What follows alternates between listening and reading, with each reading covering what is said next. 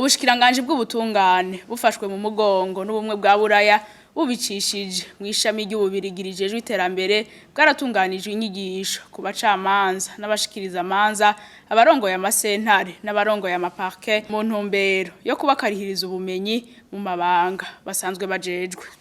Inyigisho zagenewe abacamanza n'abashikiriza amanza mu gihugu cose zerekeye ingene sentare zitwagwa canke n'amaparquet atwagwa guko n'ibintu basanzwe batiga mu mashure ariko kugira ngo batware neza n'ivyigwa vyateguwe kugira ngo bigishe ingene batwara iyo ubwo buzi gutwara abantu ntivyoroshe no gutwara n'ibintu harimo ibintu vyinshi harimo abakozi akamwe n'uburyo bahabwa. Rero ni cigwa cibanze musaje guhabwa abantu bajeje gutwara amasentare n'amaparquet kugira ngo abavyitegure neza. Ni cigwa mu bisanzwe cari gitangwa kuva na kare ariko ubu twagomba gukabura ubumenyi bwabo muri ivyo vyigwa abana baje no munsi ariko n'abandi bashaka kwirikira kugira ngo baje ku rugero rumwe bose.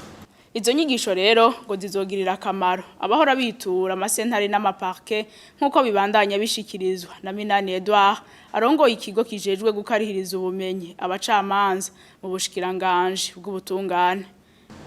Mu ntumbero y'Ubushikiranganji bw'ubutungane nuko iki kigo cyari kubagura ubwenge ubijanye n'ubumenyi bafise basanganywe ariko bakazaributsa bimwe bimwe.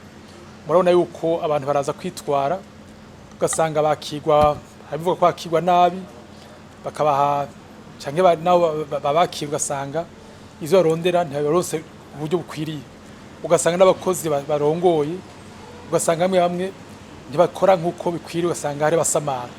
Rero ibi vyigwa biri ngaha nivyo bizotuma bamenya ingene batwara bakora nabo bajejwe n'ingene batunganya neza ivyo ibikoresho bajejwe kugira ngo ku neza y'abene gihugu. Izi n'inyigisho ni intango je tutatumiye nk'abatwara amasentare n'amaparquet baruguru nabo gahe Bujumbura baje ariko si bose kubera ko n'amashure ni bato ndiko twafasha baje gutanga uno munsi abandi bizocibandanya mu ndwiza mbene mu zindwi zibandanye uko si bivyonyene aso tubandanya n'ibindi vyigwa vyerekeye gutohoza imanza kwashikiriza amanza ivyerekeye ingene abanditsi imanza n'abanditsi bo parquet batunganya imirimo yabo aho bajejwe mbere twigisha n'abacamanza ingene bategura imanza zabo cyo bita mu gifaransa mise en état na déroulement d'une audience publique.